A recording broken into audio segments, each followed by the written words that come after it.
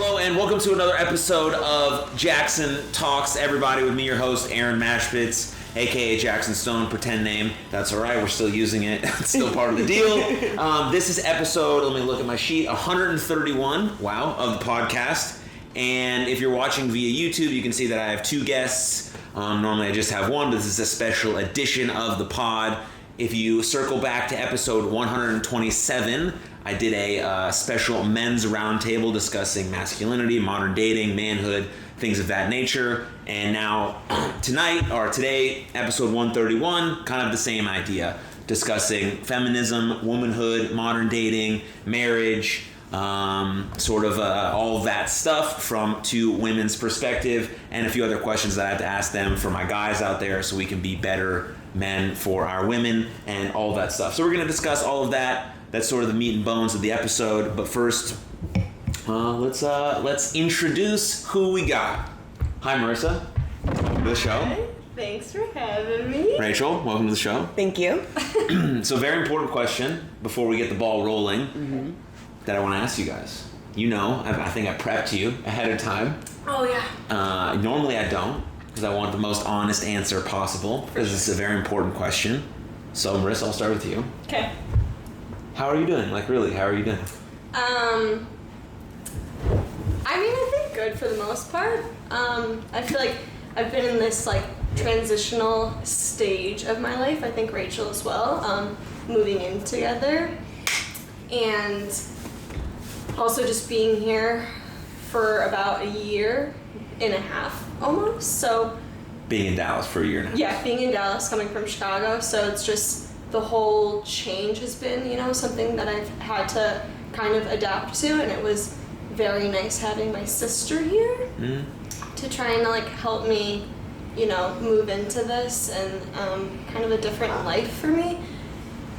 So that was tough, kind of the separation of that, but now it's been really great now that I have a great roommate and things have been good with, work and, friends, dating, that kind of stuff.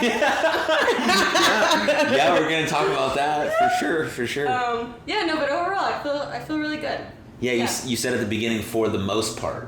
For the most part, I think right now, I'm going home in a couple days. Excellent. For 2 weeks, but very exciting. Totally love being home, but it also brings some sort of anxiousness.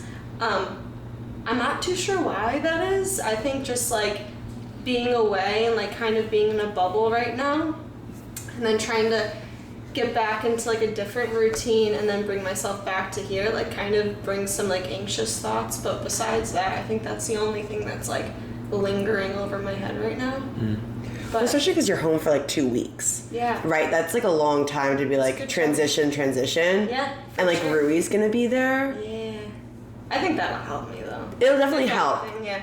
Yeah, for sure. But that brings a different vibe than just because Totally. you've been home since you've lived here. For sure, yeah. But it's been short. It's been I'm exactly. there for 2 days, I'm there for whatever, and then I come back, I'm okay. That was enough, that's all I needed. But 2 weeks, it's a long time. Yeah. You get a simmer. To relate to that story, when I was in college, the only time I would come home for an extended period of time was winter break. All the other times, didn't come home for summer, didn't really come home for Thanksgiving because I was so far away. Sometimes I did, but I would come home for 2 weeks in winter, and it was weird because totally out of my routine. I was sleeping in my bed because I slept there in high school and all that, but it didn't actually feel like my bed and my space because none of my stuff was actually there. You get so used to being around your friends in college, that was the greatest thing. You want to hang out, you're literally right there. Right, exactly. And you guys sort of have that here now in this space. Everyone's sort of close to you guys. Yeah. And so that's what I feel like. I was I had a great relationship with my parents and my sister when she was alive then, and so I wanted to go home, but then it felt different from what I thought was which was my home during the time. Right, yeah. So I know what you mean. It's just so weird. It's a different dynamic. It's just trying to navigate that, so it's just, Great, thanks for sharing. Thanks, yeah. Rachel? Me next? Okay, it's how are you doing? Overall? Yeah. Okay. Whatever you want to share. How are you doing? How are you feeling? What's new? I had a good-ish, a mostly good day today. Yeah. I've had some really great patients, on my caseload this week. Patients for what? I'm a physical therapist. And Yeah, you go through phases. So all day long you're interacting with people, right? And the people you're interacting with like influence so much like how you feel, how your life is. Mm-hmm. And you go through phases of having like great people, great energy around you, or like really tough cases or like a lot of suffering. And right now I'm in a phase where I've just been getting phenomenal people. And I've just had like, so this week has been like a good week patience wise. Went to yoga tonight. It was weird, but that's good. How was it weird? The instructor didn't seem like he knew what he was doing. Like it seemed like, and I was like trying to be patient and be like, okay, well, can I still get out of this? But I was like, is this like his first time? Is this because he just like, you know how most yoga teachers like have a flow to the class? Like you glide from one to the other. The amount of time you spend in each position seems intentional and whatnot. I could never do it because I like halt and start and like whatnot when I talk. But like they just have this like ethereal flowing presence. It's beautiful.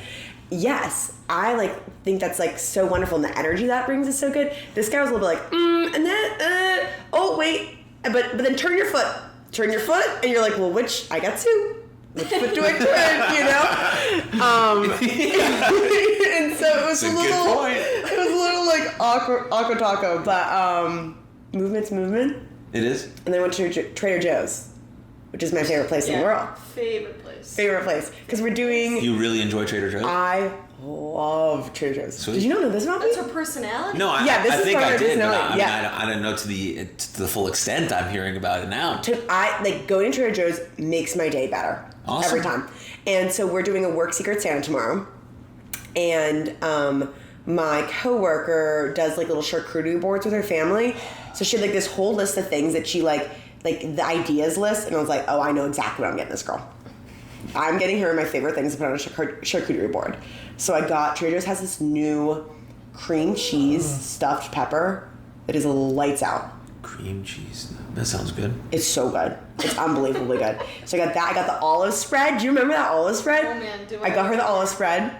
That was a crazy night. And then I got her one of my favorite crackers. What else did I get? Anyway, now I'm here with y'all. Beautiful. Chatting. So it's been a good day.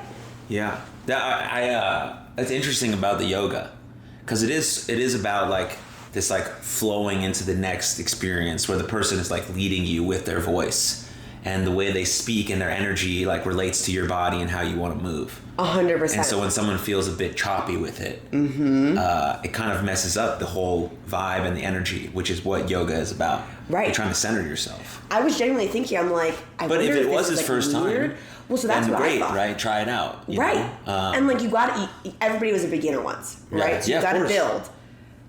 But then at the end of the class, people were like, oh, I always love his classes. Like, he really makes like my legs shake hard and this and that. I was like, oh, like this is his regular. He had this guy has the 5:30 spot at this gym. Like that's like a coveted. So I was like, it was a very interesting moment for me to be like, wow. So that's his vibe, I guess. That's his vibe. And like some people are here for it. Yeah. And like more power to like I got a good workout, like it was whatever, but it was not my vibe. But different, what do they say? Different strokes for different folks? Sure, definitely. There we go. There's a woman on Instagram, or not Instagram, on YouTube that I follow called Yoga with Adrian. Oh, I know her. She actually lives in Austin. She has a beautiful dog named Benji, who's always in the videos, and she's incredible. All of her videos are free.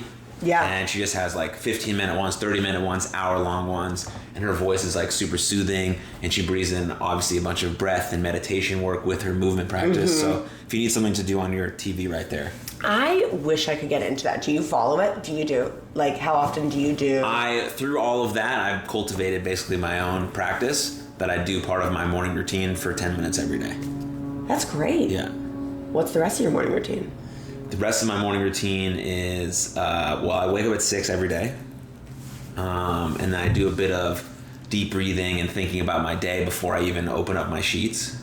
And then once I get out of bed and I put my feet on the ground, I'm like, oh, I'm thankful that I can put my feet on the ground. And then I go right into some sort of movement, whether it be yoga, stretching, bands, a walk, something. And then I come back and I usually then read, meditate, journal, not always in that order, but those three things happen next. And then I'm about like 6:45, 7, and then my day starts. And then I usually get to work. Nice. Yeah, by 7 or whatever. Yeah. How does Full morning. that is a full morning. I love that. That's great. Yeah. Yeah, it's taken me a while to construct that, and then I have my coffee 90 minutes after I wake up. I gotta get better about that. I'm a coffee immediately. Why are you supposed to do it? I don't drink coffee. Because when you do it right when you wake up, your adenosine receptors haven't fully kicked in yet. Mm-hmm. So you're not fully awake when you're ingesting the caffeine. So you're not getting the full 12-hour benefit from the caffeine because your body actually hasn't woken up yet. Oh. So if you wait 90 minutes and you actually get like your day started and things get moving, then when you ingest caffeine, it actually does the benefit that it's supposed to have. Interesting. Instead of just using it as a proxy to wake up. Instead of like waking up, being productive, doing something, and then rewarding yourself with that, with a caffeine intake. And then when it hits 3 or 4 o'clock in the afternoon and normally you would feel like tired, your caffeine intake is still there. Interesting. Yeah, that's generally how it's supposed to work. Your receptors could be off depending on how much caffeine you do ingest every day. If it's like above 150 milligrams, you probably have to do a reset.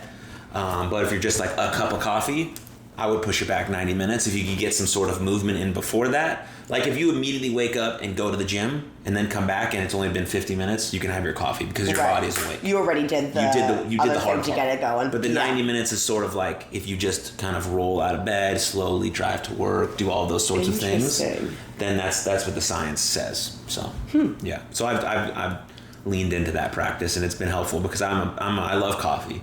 Yeah. But I usually do like 1 or 2 cups of coffee, and then if I want more, I switch to decaf, just so I can still have the idea of drinking coffee.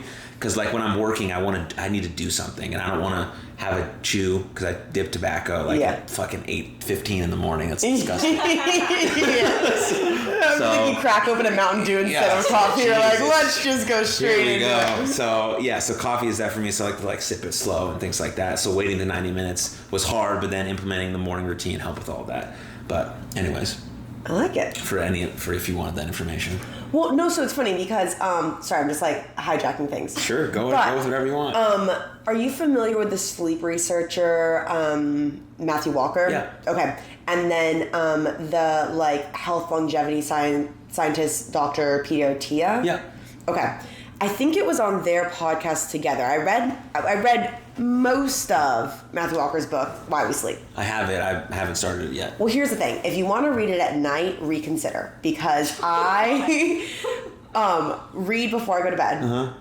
But I had to stop reading this book because it was making me so anxious about the sleep I was about to have that I would be like getting less than 8 hours of sleep that upcoming night by reading that book. Mm-hmm. And then the book would make me feel like I'm going to die of cancer tomorrow if I don't get this 8 hours of sleep tonight. And so anyway, but it was great information, really, really well done book. So I digress. But at the time that he wrote the book and on a lot of his initial podcasts, because I think the sleep science is fascinating, mm-hmm. he was like very hard anti-coffee because of the caffeine. Right. And then I don't remember if it was Matt Walker or if it was Peter Attia that was like, I've reassessed my view on coffee and I now support decaf coffee. And he said the literature on coffee and like health outcomes, even if people were using it to make up for lack of sleep, their health outcomes were like doing better in some way that they were like, what's going on here? And they're like, it's kind of like an herb. Mm-hmm. Like, and so many Americans are so starved of any sort of like herbal nutrient, like the antioxidants and the other nutrients in that like even 1 cup of coffee has like health benefits for them, which makes it like, it's wild that some people eat such processed, like such poor diets. Crap. Right. Yeah. That a cup of coffee is helping their health even when it's stealing from their sleep. Like, it's potentially the best thing they're drinking. Bonkers. Yeah. Yeah. Yeah. There's 4 basic fundamentals that all human beings should aspire to be very consistent at. Mm-hmm. Eating well, moving well, sleeping well, and thinking well. Yeah. That's it. Life is very simple. Yeah. You think about those 4 things, Get them right like 80% of the time. Yeah. Your fucking life is amazing. Yeah. That's it. People always want to know what the special sauce is in healthcare. Or like they want to come in and they're like, well, what's wrong with me? What's going to make me better? My job in physical therapy, right? Yeah. And it's like, you can't distill out those other things. Like, you can't take a car that you've treated like crap for 10 years and then be like, but if I put in the best gas for the next 2 weeks, like, it's gonna be good, right? It's like, no. You gotta just treat your body well and live well. You gotta put good stuff in, you gotta do good stuff with it, both movement-wise and then mentally as well, absolutely. Yeah.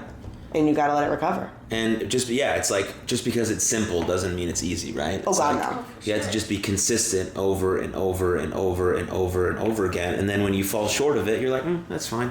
Or you decide that you want to have this cake or this drink or this donut. You know that your roots and your fundamentals and your foundation is built on eating well, moving well, sleeping well, and thinking well. Yeah. So when you do something, whatever, quote unquote, bad, whatever that may be, then it's not that big a deal. Right. But if that's your normal thing, then you try to do the good for like 1 day, 1 week, 1 month, and you don't see any change, your life isn't better. Right. It's because you didn't stick to it long enough. Right. And that's not your normal pattern. Right. So you have to stick to it over the long haul, which is like forever, your whole life, because this is all you have. Right. So why wouldn't you do that? If you don't have your body, where will you live? You know? Exactly. And so, anyways, that's I'm sorry. that's another topic. But Take it yeah, let's dive into sort of the meat and bones of this episode here. But first, I want to start with. So I mentioned that I had the episode with some guys about the men's roundtable, yeah. and we talked about masculinity and modern dating and manhood. So I want to ask you guys what you think of a man who possesses like a strong, attractive, masculine presence. What does that look like for you guys? Like, what character traits does he have? Doesn't mean, it could be what he does too, or how he carries himself. Mm-hmm. Or if a guy is trying to work on himself to be better, like what sorts of traits would that look like? Are we saying that I'm attracted to romantically or just as like a human being? It could be both. Okay. Yeah. Because I feel like those are different. They are different. But kind of also the same. I'm not going to be attracted, well, hopefully. There's been some notable exceptions. But I'm not going to be attracted to somebody romantically if they're not just a good human as well, right? Yeah, there's a base layer, right? You're a good person. Right. Yeah, kind, respectful, generous, cooperative. For sure. Sorts of things like that. Mm-hmm. But then there's those other characteristics that someone brings to the table that makes them a little bit more appealing than someone else, potentially. Yeah. What might those be? I think like master of their own craft field world is like really big to me. Like I want somebody that has that like confidence and dominance and self-esteem within the world that they're in. Mm-hmm. And I want them to be able to know the boundary of that as well. Because one of the quickest ways a guy can become unattractive to me is if they think they know everything about everything. They think they're the world's leading expert on every single thing that's ever happened on your life, on, my life, in every domain. I want them to have, taken a strong interest in their life and, dedicated themselves to excellence within it. Mm-hmm. But then also recognize that they're not God's gift to earth. Mm-hmm. Yeah, it's a beautiful contradiction of being very skilled in your domain, but understanding that you don't know a lot about anything else. Yeah. And there's places to learn where people can educate you on. Mm-hmm. Potentially even a woman knows more than you. Wow. What a concept. Right? But that's great. It's people ask me all the time, why, I don't know why this question comes up a lot. Outside of Post Malone having a lot of money, he's not an attractive, physically attractive man. Mm-hmm. And guys are like, man, I wonder if he would get a lot of girls if he wasn't super rich. I'm like, if he could sing and create art the way he does, then yes, he would, because there is so much beauty in excellence. Totally. And that's the idea. 100%. Right? Sure. The beauty is in the excellence of the craft. It doesn't matter what the craft is. The craft could be plumbing. carpentry. It doesn't matter. All of those things are incredibly valuable, and there's beauty in that. And if you care about that and you have a passion towards it, then the opposite sex sees that. I think, at least. For sure. I feel like we had a conversation, like, Yeah. on the couch here a couple weeks ago talking about this, and I was saying I think it's, like, so attractive to me. I don't care what you do for work or what the situation is. You could be scraping gum off the bottom of my shoe, like, and that's your job. But if you do that so well and you scrape that gum so freaking well, I want every part of you. Like, I appreciate that so much. Like, the passion, the drive, all of that stuff. Oh my God. Like, that's, yeah. But also, to your point, to be open-minded in a sense, and, like, I think that's very important to me. So I think, yeah, like, having the drive, having the passion, but also, like, continuing to, like, learn and be open-minded about, like, life and other things that, yeah, I don't know.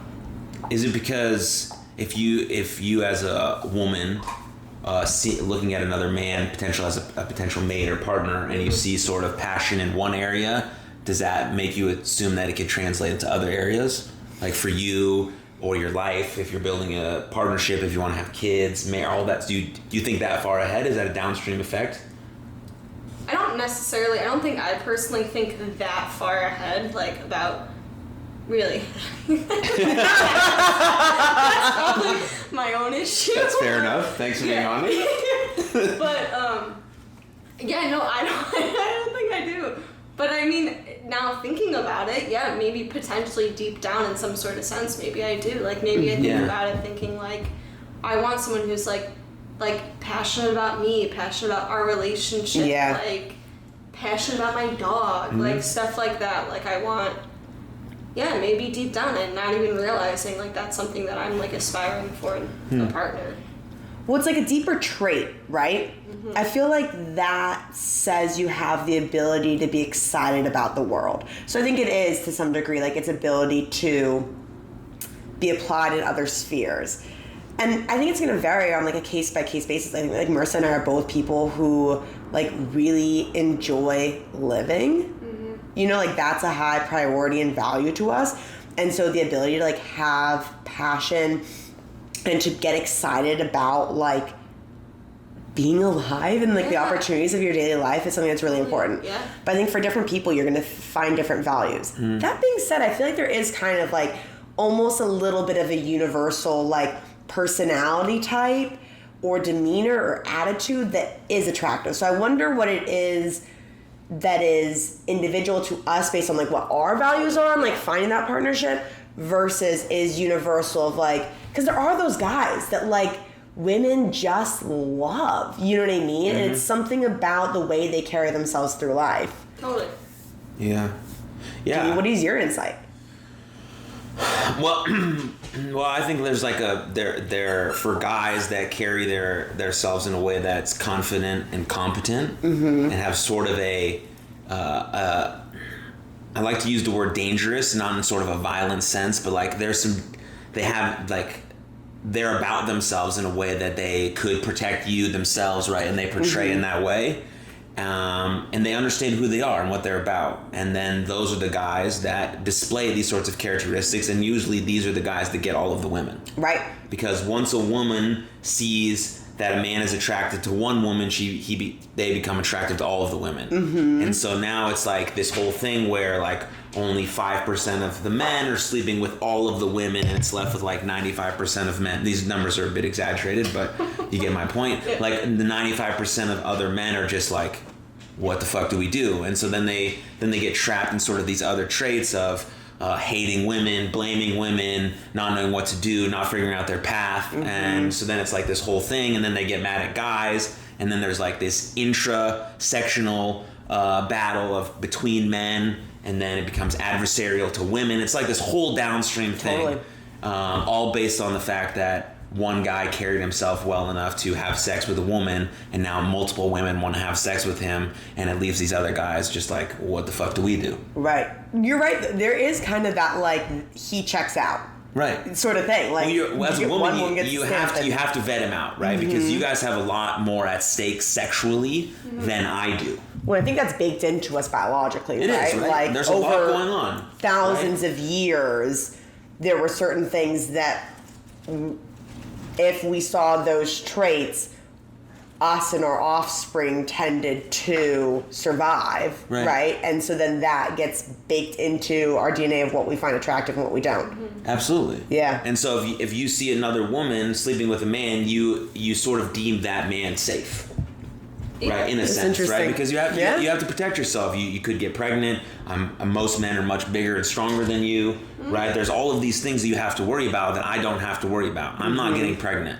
Yeah. I'm not.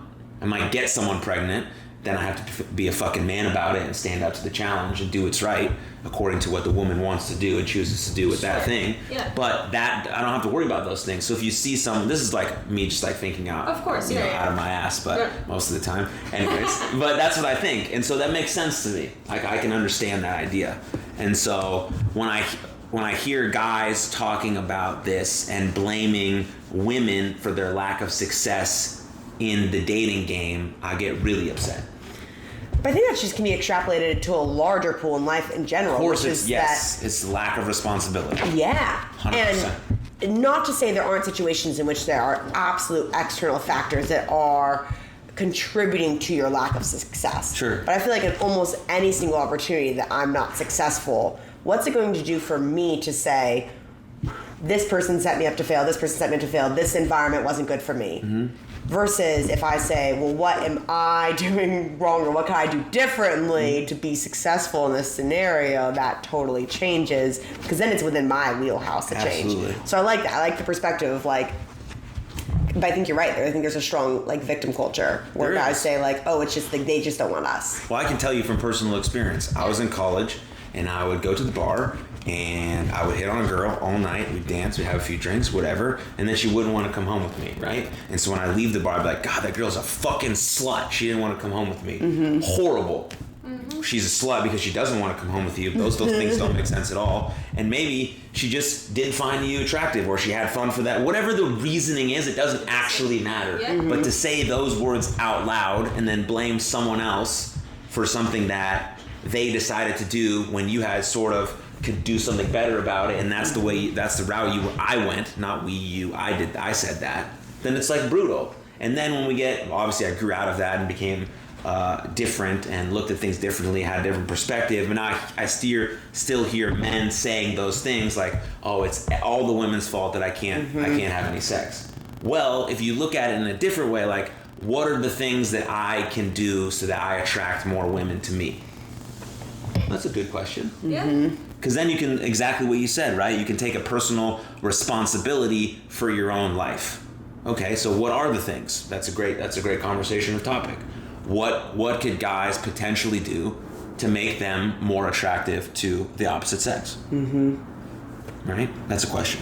So this is something that was a big shift Good question. in my therapy lately. Let's talk. I kept saying, when am I going to start to be the kind of girl that values like myself versus it's easy to be down on myself? Like, I want to be the type of girl that is kind of like what you're describing for these guys. Like, I want to be the type of girl where like anybody that sees her, meets her, is like, I want to know her. Like, she seems like good shit. Like, I want to spend time with her. And I have a long history of like doubting myself and like worrying about the traits that I have that make me not be that girl and would push people away. And so I was talking to my therapist about it, and I was like, well, what can I do so that other people will want me? Because I want to be the kind of girl that's wanted. He's like, you're asking the wrong fucking question. You need to ask, how do I be the kind of girl that wants myself? If you want yourself, other shit's gonna work out. But even if other shit doesn't work out, it doesn't matter, because you don't need other shit to work out. Like, you have it in you. And it was so crazy to me, because I kind of feel like it reminded me of the scenario where people say, like, love isn't the opposite of hate. Apathy is the opposite of love and hate. Love and hate exists on opposite ends of the spectrum of feeling. Apathy exists on the other end of that spectrum. You don't feel, right? And so here I am saying, like, I don't love myself. I want other people to love me. It's like, no. You don't feel for yourself. You need to feel for yourself. I don't feel like I'm explaining this well. You're doing well. No, you're doing well. But I feel like, and it's so dumb because if what you really want is like that connection with another person, like how can it be in yourself, right? Mm-hmm. But on the other end, if you don't want that connection with yourself, how's somebody else gonna want it with you? Yeah. You know? Yeah, there's a lot of truth there. If I'm trying to become an attractive mate to the opposite sex, I have to first do all of those things for myself that I wish to then give to someone else. Yeah. To be generous and compassionate and kind and caring to myself, to prove myself that I can have those traits and possess them in a way that could be reciprocated by another human being. Mm-hmm. And then you start to form sort of a partnership rather than this like adversarial thing that I think some men and women have, like a zero-sum game, like whatever. Anyways, we'll get into that subject. But Yeah, for sure. Thoughts? Yeah, but even like how you're saying too, it's like an internal thing. I feel like for me as well, like it took me so long for me to like internally like come to the idea of like thinking about dating someone or like even looking at the opposite sex for a long time. Like, you know what I'm saying? Like it just is like an internal battle that I'm like dealing with, and it's like I have to internally heal and like be so good for myself so I can be good for another person. Like, so I'm not thinking about like. And it's so funny to hear you say that though, because like when I first met you, so Marissa and I met like about a year ago, right? Mm-hmm. And like you came across immediately to me as like any guy that meets this girl is gonna be fucking head over heels for her. You know what I mean? Like she's so funny, she's so smart, she's so kind, she's so like all these things. I fucking love you, you know this. But like it's funny because I have seen that evolution in yourself of like when you were starting to get into the dating pool being like so like doubting and like nervous and worried. And it's so funny because like now as you have, I feel like more like felt the confidence and the value of yourself. Sometimes I'm like, hey, I'm kind of funny. Yeah, you're fucking great. Yeah. Stay with it. No, but then it's funny because I feel like you always had the goods there, but now it's like you're reaping the benefits of having the goods there because you believed in it and you saw it in yourself. You weren't going to get there if you didn't. I mean, but it took plenty of time to do that, though. It wasn't like it happened overnight. It was a lot of therapy, a lot of work internally, like so. Yeah, I'm here though. I'm doing it. You're doing it. I'm doing it. I'm doing it. I mean, yeah, that's great. Mm-hmm. But yeah, that's I mean that advice then can be taken for basically anyone listening, right? Yeah, like, on both ends. On both ends. 100%. Right. I think because I do think currently in our times we are at sort of this, like I said, sort of men and women are like seem like adversaries.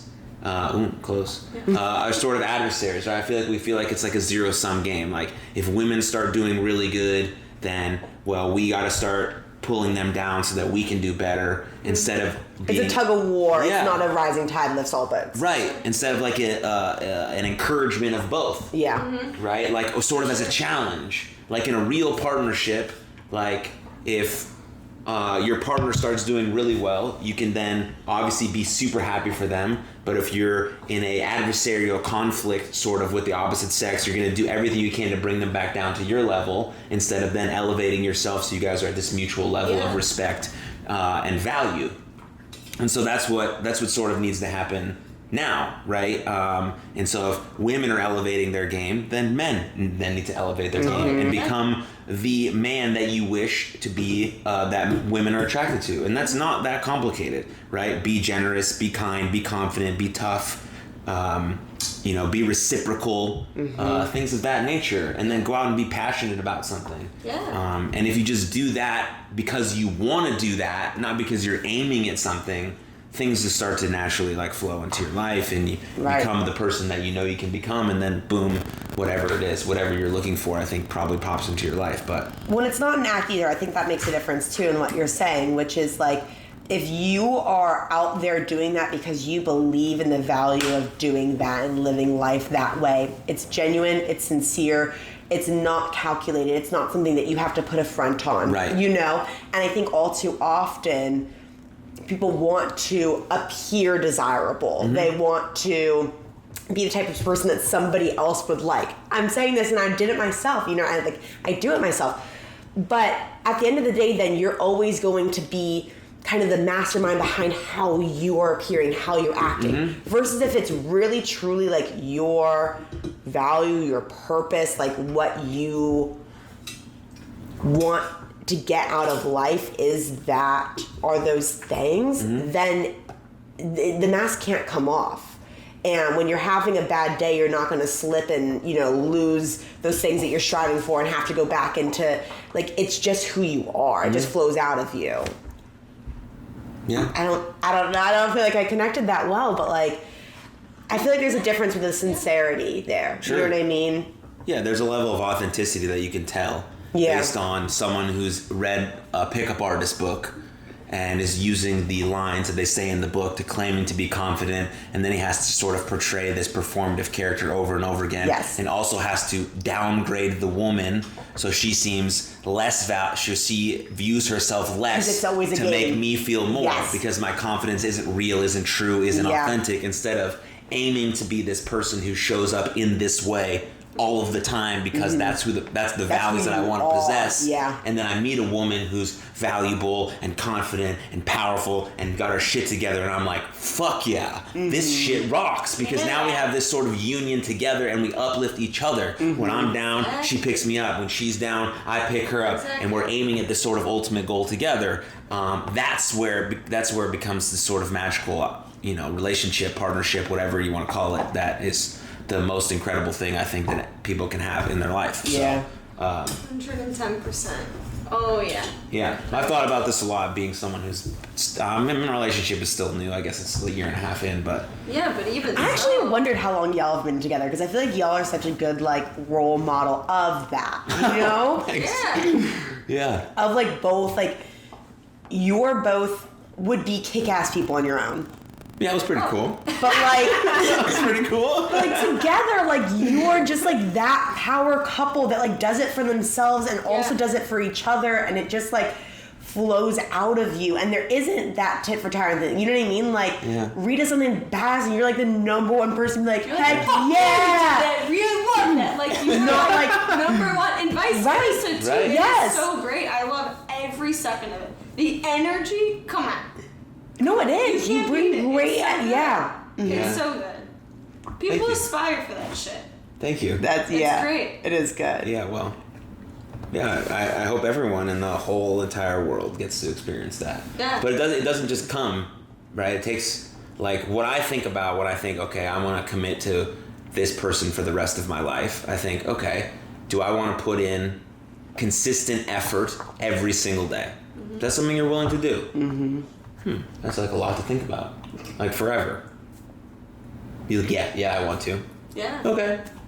Sometimes that effort will be like 80% because I'll be feeling this way. Sometimes it'll be 100%. Sometimes it'll be 50%. She'll pick up the other pieces of that effort. But I'm saying every day I will show up. You will have me. You will have my effort. This is my best. Forever. Let's do it. You know, and I think that's an important part of a relationship, you know? I'm gonna cry. Yeah. I always cry when I talk about you guys. Yeah? Every time I talk about, like, the toast for Friendsgiving, I was like, oh my god. Yeah, always. Yeah. It just is so great. That's such a good kind of love. It's taken a long time to get here, you know? For sure, of course. But it's worth it. Of course it's worth it. 110% worth it. Yeah, I'm so glad that Ree didn't come into my life 4 years ago when I would have just had sex with her and then never talked to her again. What the fuck was I going to do? Like, what are you doing, man? Yeah. You know, and God bless all the women that I've talked to and been with out there who were saints and all of this beautiful things that taught me all of the lessons I needed to know to be this partner for my person.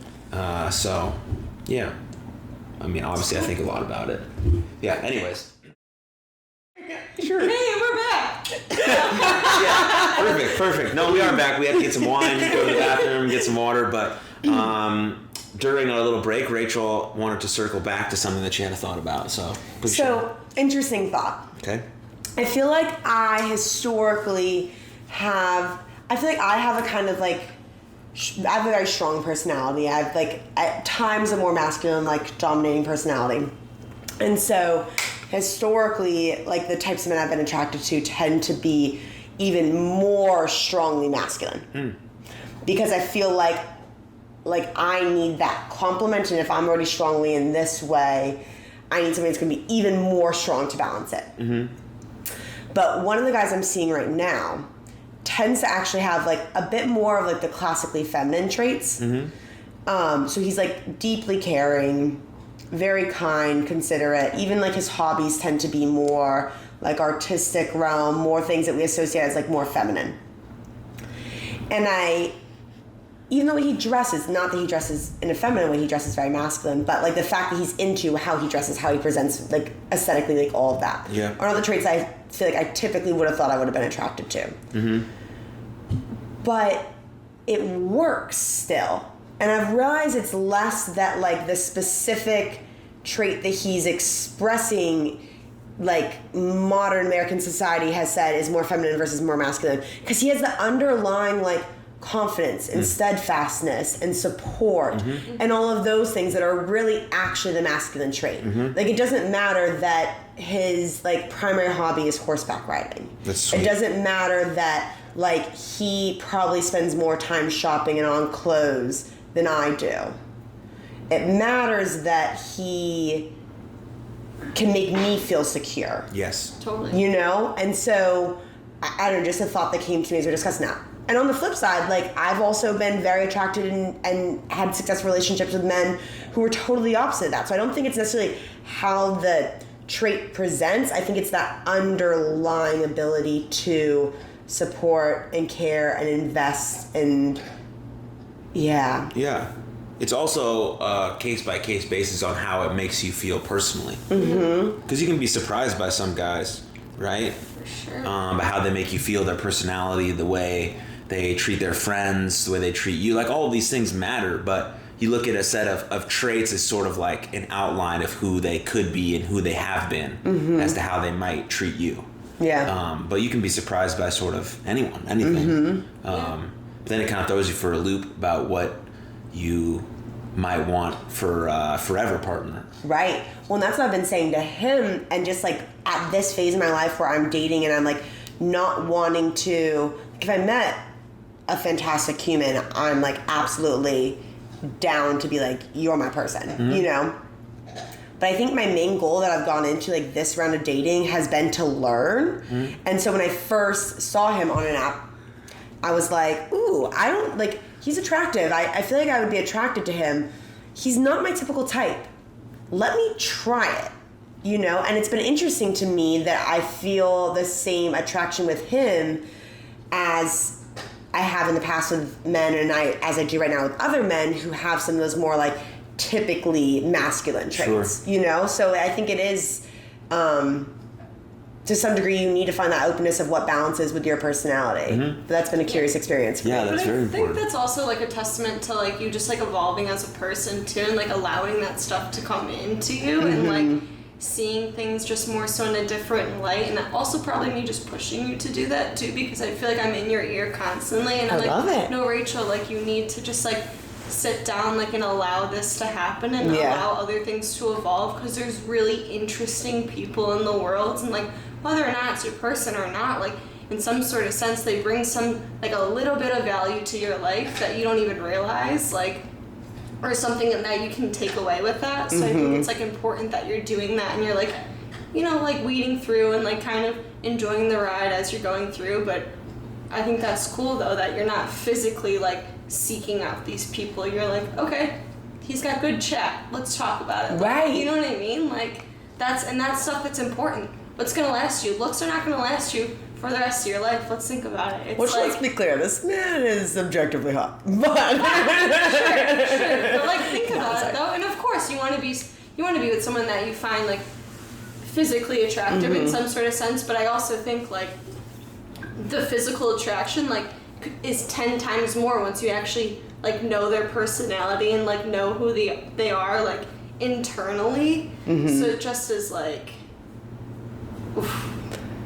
Yeah. It hits different. That makes me think two things. Yeah. Thing number one is, how weird is it that when we're like 14 and we're like first developing an attraction to men, the thing that we want back then becomes like our personality type for the rest of our life. Like, I feel like so many of the things I'm like, oh, well, I'm attracted to X, are things that I feel like I've thought that I was attracted to for more than half my life ago. You know what I mean? It's like, wait, the things that I want in my grocery store now aren't the same things I wanted when I was 14. The things that I wanted in, you know... Yeah. I was going to say a car, but I couldn't even drive them. Like, our tastes are going to change over time, so we should be open to exploring, what works at this phase of life. Like, that just... I love olives now. Yeah. Yes. No, exactly. You know me. The whole thing. And that's part 2, which is the value of having, good friends when you're in a phase of your life. I feel like this is probably true for, men and women, for anybody, honestly. Is when you are trying to find the parts of yourself to make yourself more fulfilled, more complete. And for some people, that is a relationship. The value of having good people around you and in your ear and supporting you that says, no, Rachel, are you excited about this? Follow that excitement. What are you going to learn about this? See if maybe you want to grow in this way. Having that support with you is so important, because I feel obviously, when I'm swiping, I'm going through all this, you're, the first person I'm telling about all this, and your reaction to, what I'm saying is a huge part of, the attitude I go in with. And so, having, an incredible person like you in my corner by my side being well, let's try it. Let's see how this makes you feel. All of that only then supports me in, doing that. Versus if I had somebody that's well, Rachel, he's not really your type, right? You know, then I'm not going to grow. So, you got to surround yourself with good people to find good people, you know? Absolutely. Cheers to that, sister. Mazel tov. Yeah, but I think that leads me to something I wanted to talk about, which is basically dating in modern times. Okay. You're in a fresh relationship. Freshy. But you've been in the field. Been in the field. You're currently in the field. I'm in the field. Knee-deep in the field. Yes. I haven't been in a while. Right, yeah. And before I started dating Ree, I was celibate. Right. So I haven't been in the game in a bit. Right. And when I was in the game, boy, was I in it. Yeah. But so, just any thoughts, feelings, reactions, comments about dating in modern times? Yeah. I guess for me personally, I feel like my situation is probably a little different in comparison to a lot of people my age, just because coming out to Dallas, it was I had been in a long-term relationship. So coming out here initially, that's not really what I was trying to do. I was trying to date and do all of that stuff. And it's more so and I never have been on an app. I've never done any of that stuff, so I've never gotten to experience what Rachel's experiencing or anything of that nature. I've never done any of that. So the fact of the people that I've met here that I have dated around with have been people that literally met someone in a lobby of a high-rise building, ridiculous things. I have no idea how this happens, but it happens. And then and now Jacob, through mutual friends, things just have evolved, and I guess similar to the sense of it's I was ready within myself to allow that in my space, so it was it kind of naturally just happened for me, and I'm very, very lucky, because that's not it's not typical, but I'm not the person to and I don't want to say never, because I was so close to being I'm getting on this fucking app and I'm doing it, I'm just balls to the wall, let's go, we're doing it. And it was literally a week after is when I met Jacob, you know what I'm saying? So it's just I don't know if I could actually sit behind my phone and do the things, because I don't know what the hell I'm saying. I don't know how to talk to anyone. I don't even know what I said to Jacob. I think he said he's from Colorado, and I was what the fuck? I'm you're from I'm from Chicago. I was we are in two totally different, this doesn't even make sense. This does not make sense. But it's just I didn't even know what I was saying to him, spewing stupid shit. I don't even know how to talk. So it just is trying to navigate that and just hold a normal conversation with a guy, I think is just wild to me. But then it was okay, Marissa, you know who you are, you know what you bring to the table, so it's just show up. Right. Just show up as that person and like allow it to unfold. And if they are like about you and like and interested in that, they'll catch on. They'll figure it out. And if not, then it wasn't it. Mm-hmm. Like, we gotta keep on moving, right? We got a life to live. Like, I got a dog to take care of. Like, I'm a mom. Like, all that kind of stuff. Like, it's just. But see, like, my dynamic is like totally different in comparison to like Rachel right now. Like, Rachel. But I feel like that's like the same attitude though, which I'm like coming around to on the apps, Mm-hmm. and also like I've had like a couple of recent romantic interests have been people I've met in person, but I feel like it is the same attitude of just like I'm gonna be me, and like it's either gonna vibe or it's not gonna vibe. And I don't think I had the attitude for a long time. I think that's like very recently been an attitude I've like adopted. Mm-hmm. It's the only way to do it. Yeah. It's like it's like foolish to me that I used to think, oh, well, if this guy holds conversation in this way, like, I need to meld to meet his energy there. Or, you know, if this is the way that he's presenting, then, like, that's got to be it for me. It's like, no. You got to be it for you. Like, you got to bring what works for you. And it's going to, like, hit or it's not going to hit. And, like, and you also got to be, like, open to it hitting or not hitting. Totally, Like, yeah. like you, because I feel like I used to be the type of person that took every situation so seriously and tried to craft it into the outcome I wanted. Mm-hmm. It's like, no. You have to have your goal be, and this is in general life, your goal has to be, what can I learn? How can I grow? Not, I want X outcome. Mm-hmm. Because if you want X outcome, you're going to shove a lot of square pegs into round holes. But if what your goal is like, figure out, oh god, this turns into a really like sexual analogy. Like, figure out what shape your hole is, you know? But like that should be the goal, because you need to figure out what's gonna vibe for you, and it's only gonna actually work if it actually works. Yeah. You know? But I think too, like, the other thing, how we've said, like, you just need to also be like open-minded to the idea of like how you, like, I'll say to you, I'm like, okay, you went on the first day, you're like, wasn't that great? I'm like, yeah, but you gotta go on the set. Like, the first is like, people are nervous, they got the jitters, Mm-hmm. like you're not getting the best representation right now. Yeah. Like, when I was on my first day with JY, I was like, I don't even know what I'm saying to you right now. Like, I don't even know, like, I really don't know what's happening. Yeah. I'm drinking too much beer, like, I'm getting a little buzzy, like, I can't hold the conversation properly right now. Like, so it's like, you have to like allow like another date to come to see like a little bit more of a personality before you can like write someone off, I think. And I think like people nowadays, like, initially, like first date, they're like, next, I don't like it, next, I don't like it, next, I don't like it. Like, it's the instant gratification culture. Yeah. 100%. Mm-hmm. But, you know what I think is, I agree with that 100%, but I think also, like, the reason that you and Jacob made it to date number 2, well, I mean, there's a million reasons, but I think it's also, one, like... he's a fucking stallion. That's why. And she's like... Yeah, he's that bad guy. The catch. But, like, energy attracts energy. So, like, I feel like if you get with the right energy, it almost doesn't matter, like, what words you, like, trip over and, like, the awkward thing that you did and, like, the outfit that you regret wearing. Because, like, you recognize you're in the presence of somebody else's energy that you're vibing with. Yeah. And so I feel like that kind of carries you. But I've gotten picky about some things. Like, one of my, like, hard stops, and I've talked about this with my therapist, because I'm like, am I just being too instant gratification, move on next? I'm like, no, I don't think so. Is, like, from the get-go, we need to be able to have conversation, a flowing, engaging conversation. Mm-hmm. And so, like, I'll see somebody whose profile I like, whose interests I like, I'll match with them. I will, like, start, so, like, one of the apps I'm on is Bumble, so, like, girl always has to start the conversation.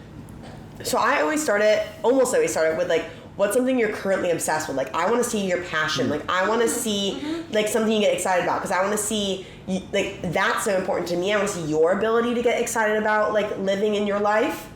And sometimes that conversation peters out, right? Mm-hmm. And I will give it another, like, go around. But something that grinds my freaking gears that I have no fucking patience for. Let's hear it, Rachel. Is if I hit you with what's something you're currently obsessed with? Yeah. And you say, hi, how was your weekend? Absolutely fucking not. You have my whole profile. I just tried to start a conversation with you. Like, you now have, like, because Bumble, the girl just has to send the first message, but then you can say whatever you want in response. Like, if you didn't like that prompt, like, you could take it a different direction. Yeah. Why are you just ignoring the question? Because I don't want to sit there and say... Them. Why are they ignoring the question? Not you. Exactly. I'm like, I don't even know how to answer you. I wouldn't answer that question. What do you mean, how was my weekend? I asked you a very cool, insightful, thoughtful question on a dating app. Please answer. And you have any direction you can go with that. Like, I've had guys talking about the show weekend? They like. But all the time it was like, hi, 3 weeks you're pretty. Like, no. You obviously are attracted to me, otherwise you wouldn't swipe on me. Right. We both know that, you know what I mean? And so that, for me, that's a non-negotiable. And I used to feel almost like guilty about that, but I'm like, no. I need to know that I have a flow with somebody. Mm-hmm. And I won't necessarily immediately unmatch them then. I'll give them the opportunity to start a different, better conversation, or to respond to my initial conversation starter, to respond to anything I put in my profile that you can start a conversation on, or to, like, tell me something cool that's happening in your life. But, like, I think there are times that you do get to be picky, and it's not the first date was, like, we both felt awkward and so it's over, but I think it is the, like, we can connect or we can't connect. And if we can't connect from the get-go, like, I'm in a big city where there's a whole bunch of other men, you're in a big city where there's a whole bunch of other women, and we can find somebody else where, like, the way that, like, where we relate at and the way that we bring our energy to each other is going to click better, but if it doesn't click there, it's not going to click for me. Yeah. Yeah. It's very confusing. That's why they would not answer that question. You would... Aaron can't get over it. I can't, like... Aaron, 50% of men on the apps. Really? Will hit me then with a, you're pretty, how was your weekend, hi. They'll hit me with a hi. After I do that, they will hit me with a hi. Take your eye somewhere else. Oh my... I mean, it just, like, there's, like, two things. Like, pay attention. Right. Like, deeply pay attention. Like, the guy was thinking about was that, oh, she messaged me. So now I can say whatever I want. Instead of paying attention. Yeah. Instead of really paying attention. It's the same thing happens when you really listen to someone. Like, those two things are key for any sort of successful relationship. And if you can't even start that by being able to read, like literally read, yeah, and then be like, oh, that's the question she wants me to answer. I'll just say, hey. That's cool. Right. What are you doing? Yeah. Like, it's right there. All you have to do is hit the ball. Yeah. Like, just lob it to you. Ugh.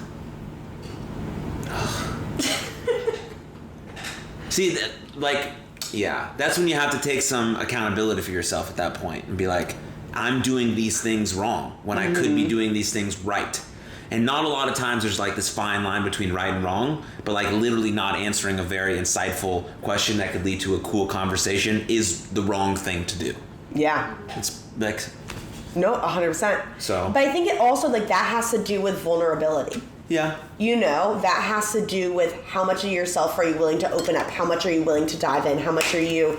Like, I think it's really safe and easy for a lot of people to say, like, hey, how was your weekend? It is quite safe. That's true. But, like, you don't make connections from safe. No. You know? No. You have to be willing to get your heart broken to fall in love. Mm-hmm. So... But there's also a thing that's floating around about sort of men and their vulnerability and displaying sort of these feminine characteristics, that if I'm with a woman and I'm this, like, man, this male, this dominant man, whatever that means to you, and I decide to be vulnerable with my woman, and I start to cry on her shoulder and tell her things that I feel, she's not going to find me as sexually attractive forever. Maybe there's some truth to that. Maybe there isn't. I don't know.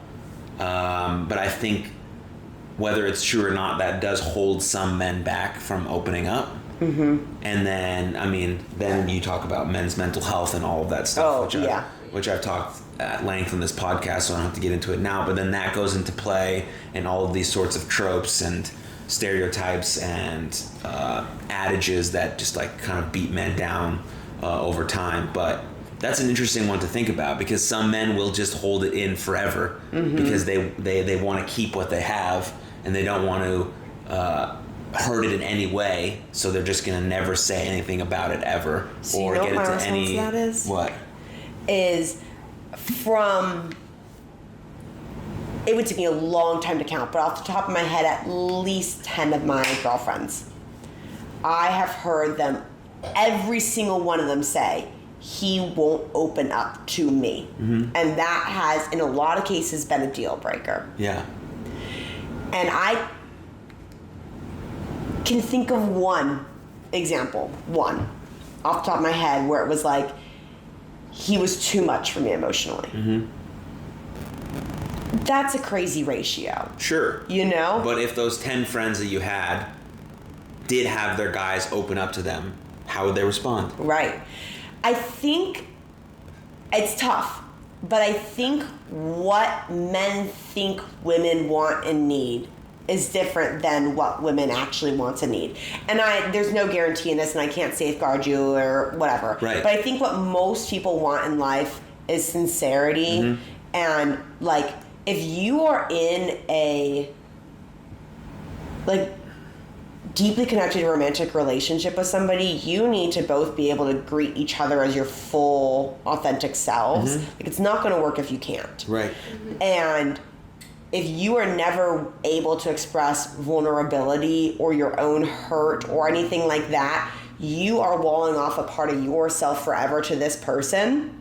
And maybe there's a time for it, and there's maybe a way about it, and you can't have your girl be the person that you use instead of your therapist, mm-hmm. and that you use instead of your friends or your like faith or like higher belief in the world. You have to have those other outlets too. But if you never let yourself fully go and be vulnerable in a situation, that seems like the quickest way, at least with me, to shut me down. Yeah. You know? But I think a lot of men are afraid of that. I think a lot of men are afraid of, like, opening up, that it is going to be too much for her. Yeah, because we are told our whole lives that we need to be protectors and providers. Mm-hmm. That's our only role. And in current day society, we don't have a role because most people consider men to just be shit. Everything we did was shit. We built shit. We built a patriarchal, tyrannical superstructure where everyone's oppressed and it's all fucked. And men did that. Mm-hmm. So that's a lot of the messaging on social media.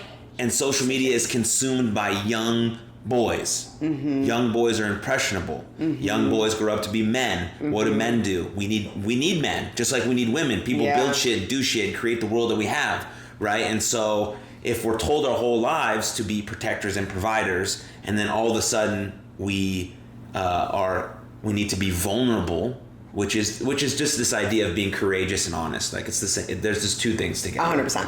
How is my woman gonna react? Mm-hmm. I have no idea, so I'm just never gonna say it. Right. Because I know my role. This is my role. This is what I've been told. Outside of my role, I'm shit. I'm a terrible human. I'm just gonna do this, protect, provide. That's it. And then it becomes way too much. 100%. Because we have to get stuff off our chest. We have to ask for help. We have to be willing to sit in our sadness and tell someone that we are sad or overwhelmed or scared or frustrated. And if that woman or your partner is really your partner, then they're going to feel closer and more connected to you because they see an inner part of you. And if they're really true to who they are and that they love you, they're still going to see you as a protector and a provider, but also as a real, genuine human being who has emotions. And the sense that you need them is very important to both sexes. Yeah. I was going to say, you're more of a protector and a provider to me if you can be vulnerable, because sometimes, like, what I need to be provided is the ability to know that it's okay to not be perfect. Right. It's okay to not always be strong. Right.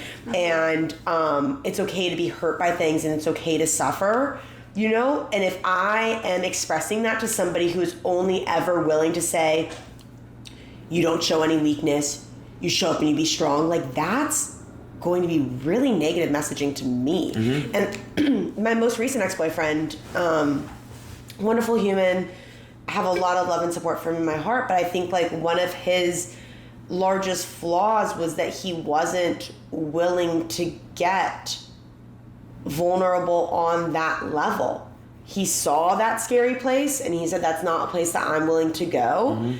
But then because he wasn't willing to go there, he wasn't letting himself connect more deeply with me, because also when he gets vulnerable, that's when I say, I love and support you too. Mm-hmm. And I can't do that if you don't give me that space to pour myself into you. And then I just feel like a puddle over here on my own and you're just an impenetrable wall, and that doesn't make a together, you know? You need that. You need to have that thing that you can pour into. I don't know if this is an experience you've had, Marissa.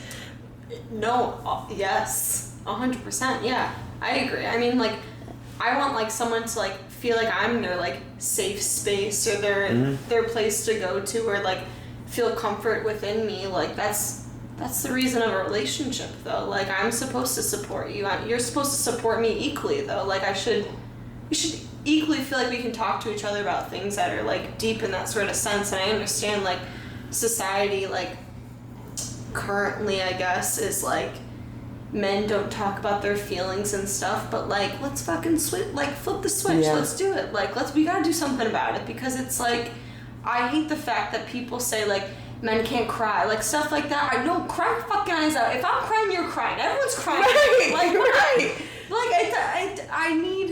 You need to show, like, some sort of, like, emotion with me, because I can't be the only one crying all the time. Because we gotta hash things out and, like, talk on things, like, to a deeper level. So it's just, but I hate that men feel like that they're not able to actually do that. That's so shitty, right? Yeah. Like, that's terrible. Yeah. And I will also say, I feel like you have to read the energy and you have to read the connection you have with this person, but, like, and timing factors into it too. But, like, remember that guy I was seeing that moved to Denver? It was, like, date number 2 that, like, we were talking about something, and, like, I felt like he was starting to put up a wall, and I was kind of like leaning into, like, what's going on here? Like, what is your, like, why are you? And he, like, laid it fucking out. And, like, that was part of why we connected well. Like, that was part of why there was another date. That was part of my interest in him. Now, given we had, like, a really strong connection going into that, and it was, like, decently into our second date together, but, like, truly got vulnerable with me on date 2. So, like, because we had that energy and we had that vibe, it's not like it's like I don't know, I guess, like, the message I'm trying to send here is, like, you have to feed off the energy you're getting and you're receiving, but, like, time on you just gotta always be yourself, even from the start. And, like, this guy, like, part of why we connected was that date 2 he was willing to get, like, vulnerable with me like that, you know? Yeah. For sure. Yeah, it's just important as a society that we encourage that, right? Especially coming from women who men value deeply, right? Even if we don't want to say it, we value your opinions deeply. And it hurts a lot to hear the narrative be that all women think that all men are shit.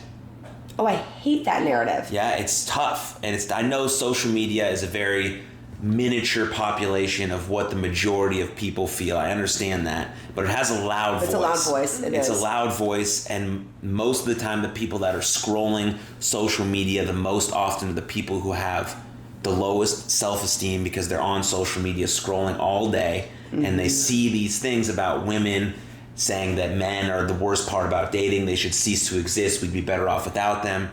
Well, then men grow up, or they are who they are, and they're like, I don't have a path, I don't have a direction. So I'm either going to be this extremely toxic man who tries to dominate people and is a narcissist and ego-driven and uses power and greed to get what I want, or I'm going to be this weak, docile, just doormat. And neither of those things are productive to a good positive society. Right? We sort of need men who can kind of grab the best parts of either of those and mesh them together. Right? Someone who can be tough and protect when needs to, but also knows when to ask for help. Right? And say that I'm struggling. But to have those both together, to be competent, caring, confident, and compassionate young men. And so I think I say this to say that women play a pivotal role in doing that encouragement. For sure. Whether that be a teacher at school, a mom, a parent, a sister, whatever it is, or an ex-girlfriend, a friend, that stuff is wildly important. And I think women play a huge role in that, because, again, like I said before, if we become a more of a cohesive unit, doing things together, elevating each other, then we have better partners to be with and better lives to live because of those partners. And so I think about that a lot, obviously, because I coach a youth baseball team and these kids are 14 and they're being swayed in certain directions because of what they hear on social, whether it be from someone like Andrew Tate or Jordan Peterson or wherever the person they're listening to the most, right? Hopefully, to God willing, they listen to someone that is telling them really good stuff, and then that's the content that they're obsessed with. Like, oh wow, that person is going to make you better. Personal responsibility, clean your room, stand up straight, go after what you want, all of those things, right? But what if they land on someone else? Right. Then they're getting that messaging, and that person has 17 girls around them. They fly in private jets. They have Bugattis. That's a successful life, apparently. So I'll just do exactly what that person does. And I'm not naming anyone specific, but like that's the idea, and that's what I think about it like a lot. And so having women, like positive, strong, encouraging women to men about getting their shit together, because women can't get men's shit together. Men have to get their shit together. And vice versa. Yeah, and of course vice versa, but we have to have either sex encouraging that to happen instead of being like, fuck you, I'm on top now, what's up, bitches? You know what I mean? That doesn't do good for anyone. Excuse my passion on the subject. No, I love it. No, and I think I actually really like this. We do love passion in the South. But that leads to my next question. Yeah. Do you guys believe in the institution of marriage? Do you think it's still important? I'm going to be honest. Please. That's what we're here for, right? Who am I kidding? I sway back and forth these days. Not gonna lie. I know for a fact I want kids. That's like a known thing. I know I'm supposed to be a mom.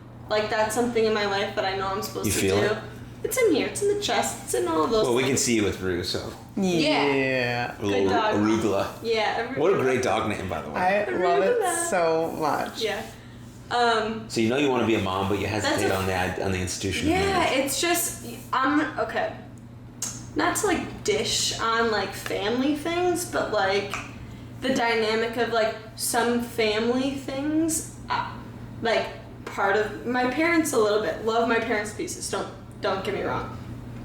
But, like, some of, like, my aunts and uncles, like, not being faithful and things of that nature kind of strays me away from, like, the idea of being, like, married or putting together this big party for other people. I think if I do get married, I've talked about how I just would want to, like, elope, probably. Maybe have a little party after the fact, years later, maybe with my kids. Like, I don't know. But the idea of, like, eloping and just being so, like, in tune with the person that I'm supposed to be with, like, I feel like that means so much more to me than it is to put on, like, a whole to-do for other people. Don't get me wrong, I love a good party. But, like, but even that, like, I'm not even sure, like... But are you conflating the idea of, like, a wedding with a marriage? Like, where do you land on, like, marriage as an institution? I think I have this, like, perception that it's, like, I'm going to have, like, an equal understanding with the person that I'm supposed to be with, if that makes sense. Like, if we have kids together, of course we're together and all the things, and I would hope to God you're not, like, doing God knows what, sleeping around and, like, not being faithful to me. And I think maybe the paper freaks me out. I'm not really sure what freaks me out, but it's just, like, and maybe it's my past relationship. I don't really know. Like, it's just, like, things have, like, switched for me now.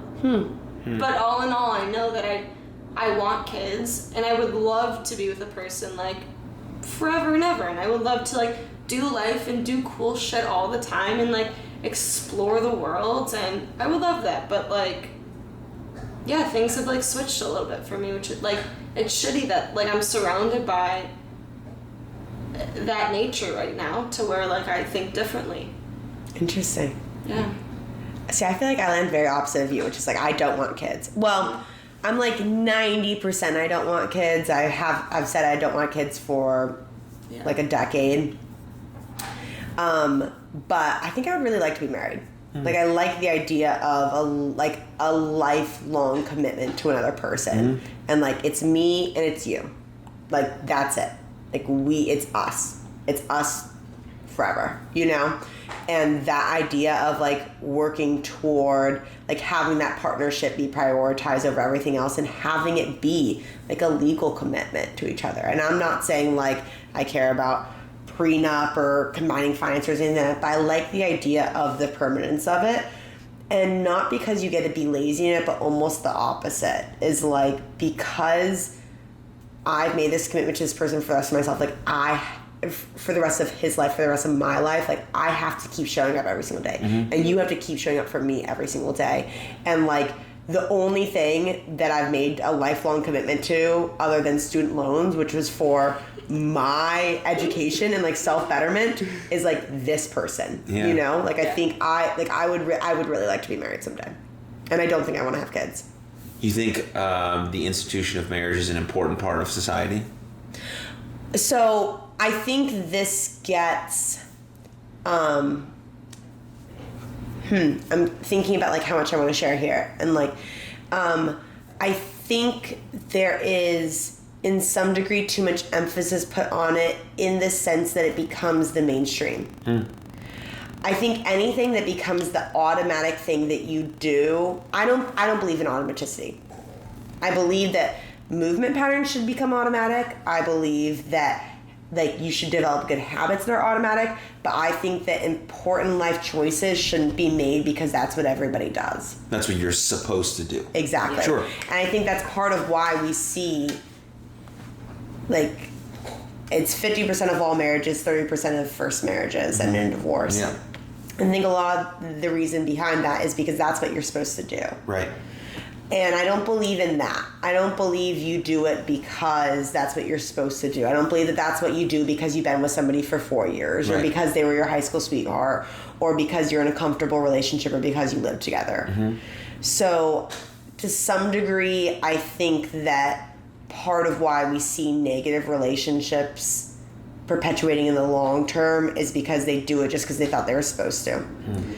And I don't think you should do it because you're supposed to. Right. I think you should do it because it's a conscious choice that you want to make. You want to get up and make every day. And kind of what you were saying before with Ree is like I'm going to show up for this person every single day. And some days my best is not going to be great. Some you days, know? right. And some days her best is not going to be great. Right. But like by being in this relationship with each other, we're choosing to always show up for each other. I think that's important. And I think making commitments in life is important, but I think you have to commit to yourself and find out who your true self is before you can put that into a relationship. And I think that a lot of it just happens way before people are ready, you know? Yes. But, and so I don't believe in the institution of marriage that society to continue to exist as a successful, society with a high GDP and happiness and good outcomes, we need to be married. I don't believe in that. But I think the idea of saying I'm going to work on optimizing myself, and as part of that quest, I want to find my person and show up for my person every single day. I think that's important. Yeah. For the people that works for. Yeah, I think when you get to a place where you're doing anything because you're supposed to, or you should do it, you're not doing it for the reasons that are going to be long lasting. Hence the reason for high divorce rates. And then honestly, maybe that's another reason why I don't feel like the need to have a wedding or actually get married or whatever it is because I feel like if I have this like commitment with the person, I just like we have an equal understanding. Like, right. We love each other like endlessly, and like I don't want to like maybe abide by society sometimes. I like to fuck around sometimes. So it's just like maybe that's another thing. I don't know, but like maybe in the sense of I don't know. Well, I mean, when two people join together, right, they create a very small but important community, and that's important for the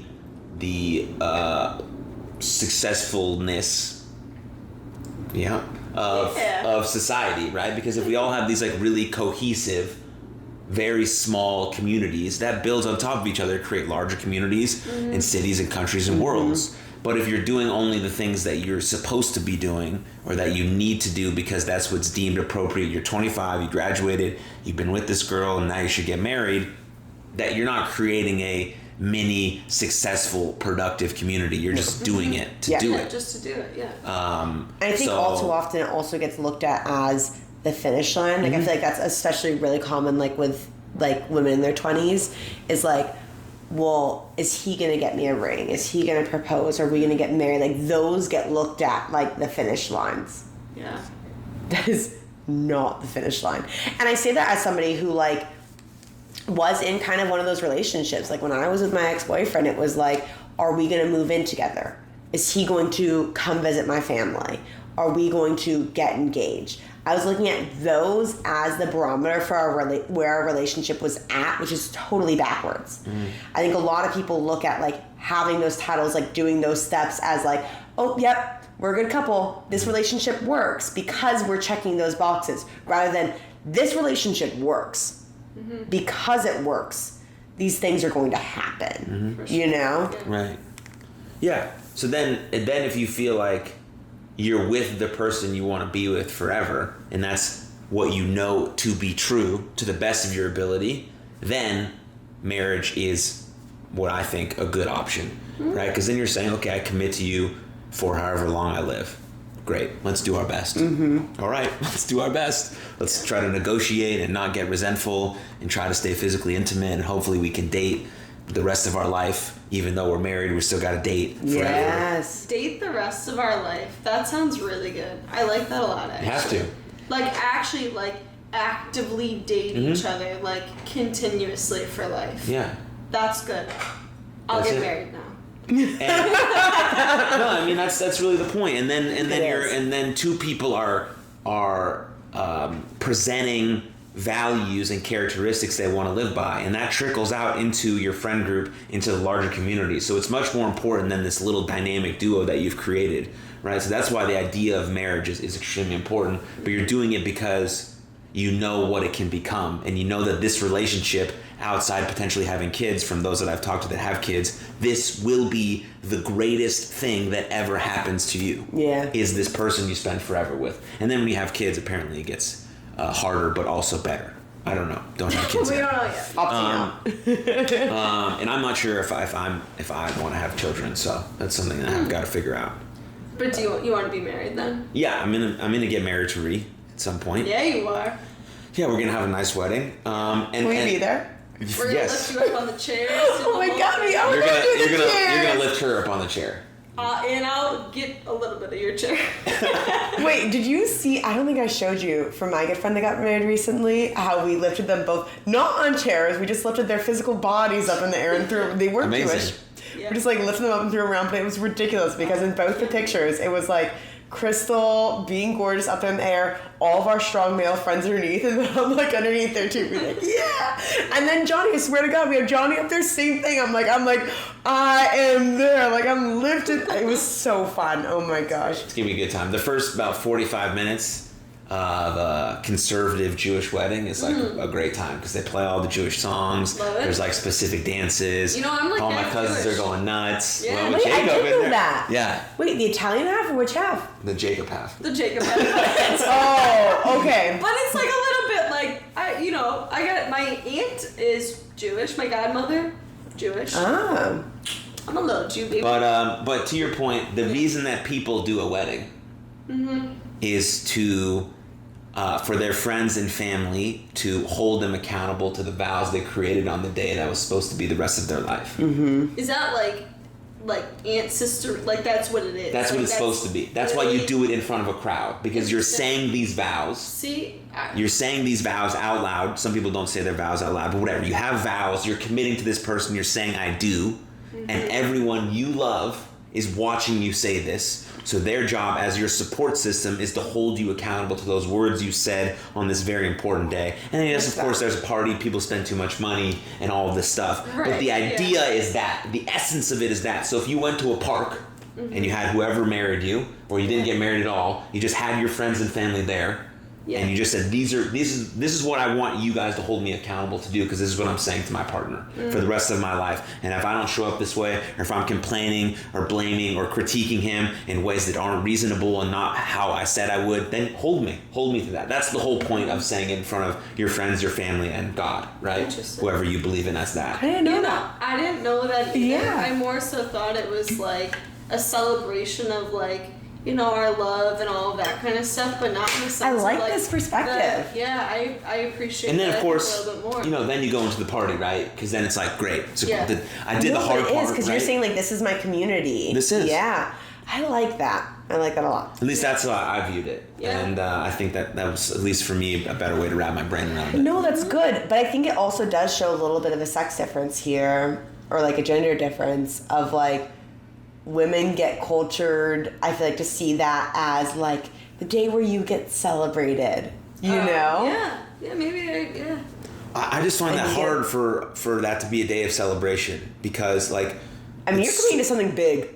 It's, yeah, well, the commitment part is fine, but like, it's so hard and long and stressful to plan a wedding. Yeah. Oh, I would never. And then what I think about the most on my wedding day, like this will bother me a lot, is like, how am I supposed to talk to everyone that's there and thank them and be appreciative of them for coming? Because a lot of them are going to come from a long way, especially Ree's family are going to fly across the fucking world, right? How can I spend an adequate amount of time with every single person that was there that decided to come and spend their weekend with me for this event where I can barely speak to them and I don't even have enough energy to talk to them or go to dinner with them? Like, that bothers me, because the people that are there are the people that I love the most, and I want to spend time with them. But I don't have time for everyone. I also want to be with my wife, who I just got married to, right? It's like, holy shit, you know? What do you do? So if I can wrap my mind around it being a day where my friends and family are there because they want to hold me accountable to the words I'm saying in front of them and in front of God, then it helps me with that understanding. And then when we go party and everyone's dancing and we're eating and we're drinking and there's speeches and it's like, fuck yeah, great. Thank you. We did it. Fantastic. Right? Mm-hmm. So I feel, thought a lot about it, probably. I love it. But Okay. Yeah. And you said no kids, or it's still. Well, I'll explain to you why. So my sister, who passed away in 2018, she was gonna have kids. She wanted a big family. She wanted all of that, and so for the longest time, I was like, I don't want kids. It's not something I want to do. This is like, you know, been in my other stages of life, but I was like, okay, great. I don't have to have the kids. My sister will have them. She'll have multiple. She'll have a boy. My parents will have grandkids. It'll all be great, right? She passes away, and I go through all of these things, not knowing if I'll ever be in a serious relationship or I'll get married or whatever it is. And then Ree pops into my life, and you have to think about these things in a very serious way. So I have to have an adequate answer to when she asks me these questions. Yeah. And so I don't know. I don't know if I want to have children because I want to have them so that my parents are happy. Mm-hmm. Because that's a big part of my life, is like, it's that, because I worry about them a lot. Mm-hmm. Yeah. Or do I want to have the kid for me because we're going to be doing 99% of the work. Right. And so if I'm not going to have the kid and be willing to put in the work, then I'm going to resent this little beautiful creature. Yeah. And that's not how I want to present myself to anyone. Mm-hmm. And so I'm trying to work through these sorts of feelings in a very deliberate manner. So when I do make the decision of yes or no, it's like, it is what it is. Yeah. And so I'm leaning towards, like, I've moved in a slight direction towards wanting to have kids because I think it'll be an incredible experience. Mm-hmm. And I feel like I have a lot to share. Yeah. And I feel like I could be a pretty good dad. You would be. I think you'd be a great dad. You'd be the sickest. You and Rhea's parents. Oh, you guys God. would be the cool house for sure, always. This kid would go to class and be like, okay, so my mom and dad said, like, it would be a whole lecture this kid would be giving to other people. This kid is going to be like a therapist. This kid is going to do no, but think about it. This kid is going to have so much great knowledge, like, that is going to pass along to other little, teeny tiny little kids that don't even know what's going on. Yeah. Like, it's going to be absurd. You guys are meant to, like, do that. You know what I mean? Like, Well, thank you. So, you need to create other great things in this world. yeah. You guys are two great people. You guys would have phenomenal kids. Well, that's very nice of you. It's the truth, though. So I'm leaning in that direction. But we'll see. I mean, we have time. Yeah, right. We have plenty of time. All the time. Not all of the time. Just like but enough. Enough to make some conscious decisions about what we want to do with our future. And I think that's very important when you're thinking about children. Because it's not an easy task to raise a child.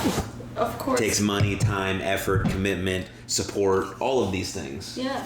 And so, just like any other decision, just like marriage, right? It has to be made with a lot of deliberate thinking over a long period of time. And then you actually have to conceive a child, which is also very hard. Well, which is extremely hard, and then too hard and too easy at the same time. Yeah, too hard and there's too not easy. much. I've been drinking for a while now.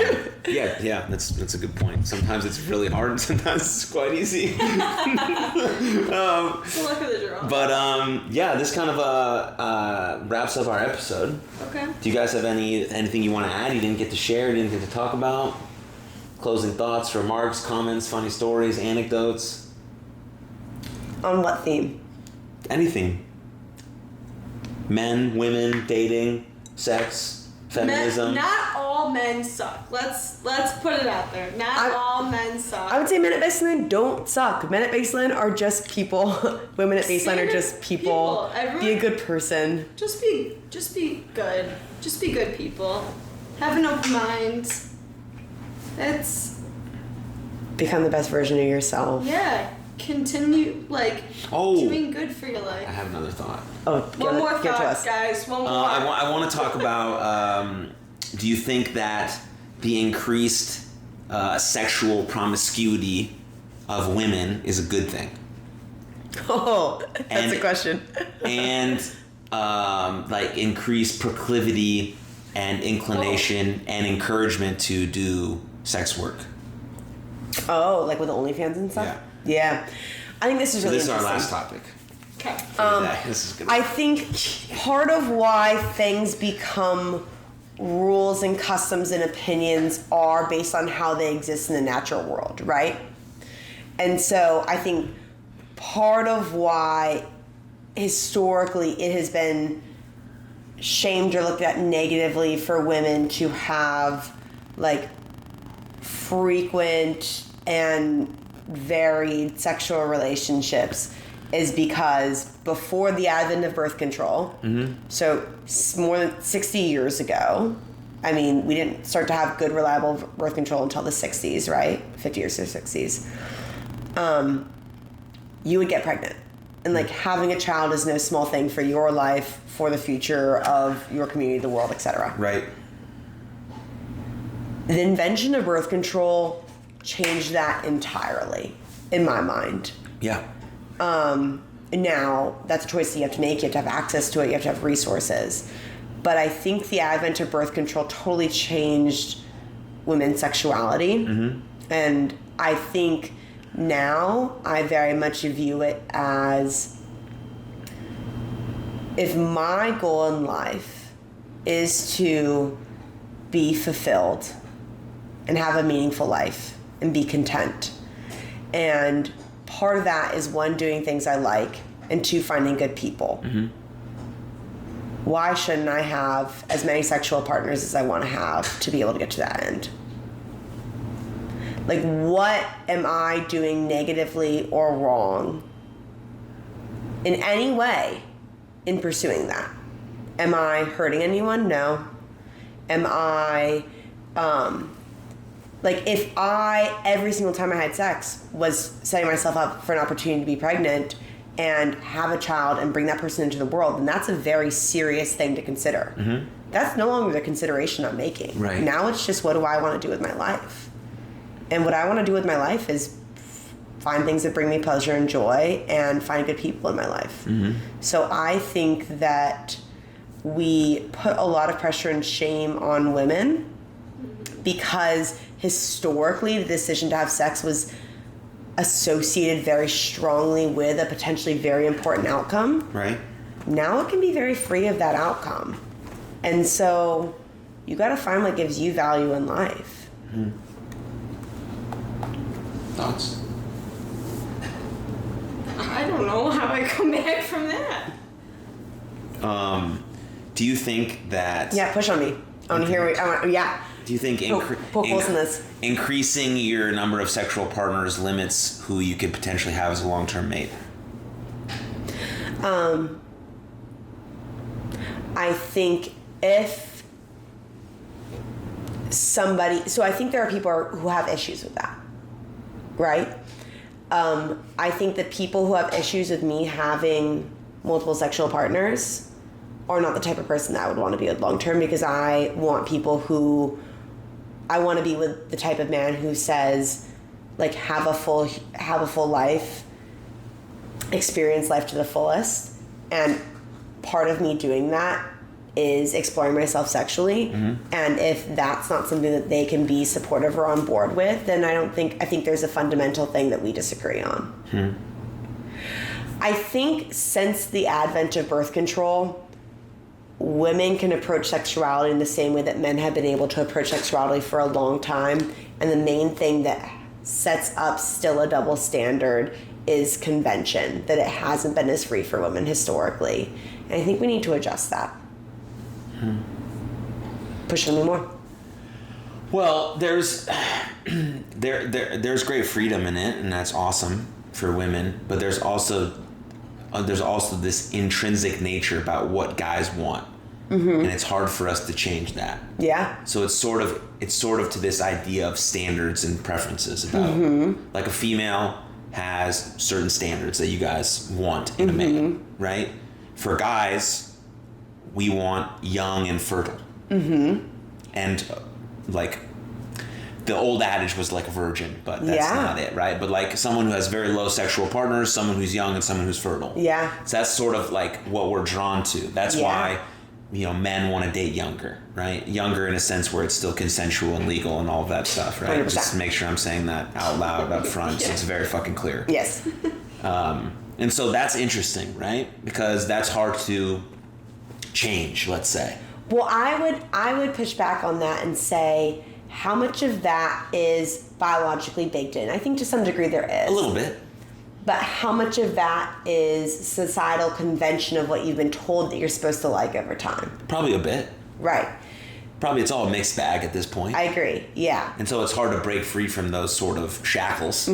But you can. In my experience, because this is something that's been interesting for me,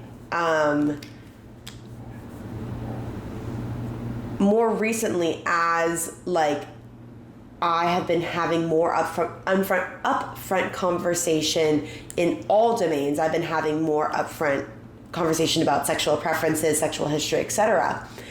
And I've been waiting for the men I'm talking to not like when I say, well, in the past I like this. Well, I'm experimenting with X. Well, I've tried this, I've tried that. I guess all of those things hinting at the fact that I've obviously had multiple sexual partners in the past. And I haven't one time had anybody react negatively to the idea that I have a sexual history, which has been a very interesting experience, because I think 15-year-old me would be mortified by these conversations that I'm having and the implications attached to them. But I think in reality, maybe this is just what I'm interested in, the people that I'm interested in, what they're interested in, the women that they're looking for. But I think that, at least in my world, having somebody who knows what they like, who knows what they're interested in, who is saying, hey, I've tried this before, it didn't work for me. I've tried these things, I'm wanting to try other things, I haven't tried these things. Like, being able to discuss experience has not once been, like, quote-unquote slut-shamed, which is interesting, because I think I would have... I actually have expected that response, and I haven't gotten it. Are any of these fellas that you're talking about this with people that you'd see yourself with for the long run? Or do they see themselves with you for the long run? That's a good question. I would say it's a mixed bag. That's a good question. I would say some people are clearly like short-term people. Yeah. But I think at this phase, I push myself very hard to be fully upfront with anybody I talk with. And something that I'm saying at this point in time is I'm not right here in this situation because I'm looking for the person I'm going to spend the rest of my life with. But I'm looking to make genuine connections with people. And if that genuine connection turns into a long-term relationship, and I would be open, and I would like to be married long-term, then I'm open to that. Sure. And I think a lot of the people that I am having these conversations with are in a similar place. Yeah. So I would say, I'm not saying like who's going to wife me up, but I'm also not having a lot of conversations with people who are saying I just want somebody to fuck for the next 3 weeks. You know? Yeah, I'm having some conversations with those people, but... So guys are generally just hearing this first part that you're saying, because there's a lot to what you just said in that statement. Yeah. There's like, I'm having fun, I'm exploring myself sexually, I'm open to new experiences, but if the right person enters my life, then I'm still open to exploring that. They don't hear that part. Yeah. They just hear the first part. Yeah. And so that's why when you bring up your sexual history, they don't give a fuck. Right. Don't care. I don't care if you slept with 712 dudes. Yeah. If you're gonna sleep with me now and for the next couple weeks, great, sounds good. Yeah. But you're not gonna be my girlfriend for the rest of my life, right. or my wife, or marriage, because they didn't hear the second part that you had to say. So they heard the first part and they're like, cool, sex, cool. She's had sex before. Don't give a fuck. Great. Yeah. That's what they heard. And so, but knowing you now long enough, right? You're a pretty complex individual. Yeah. And so they're not hearing the complexity of your statement. They're That's hearing feedback. this. And so that's why you haven't been quote unquote slut shamed. No guy is gonna slut shame a girl that they want us to sleep with. Right. Right. And that's a really good point. So I don't know when I would be able to get that feedback then.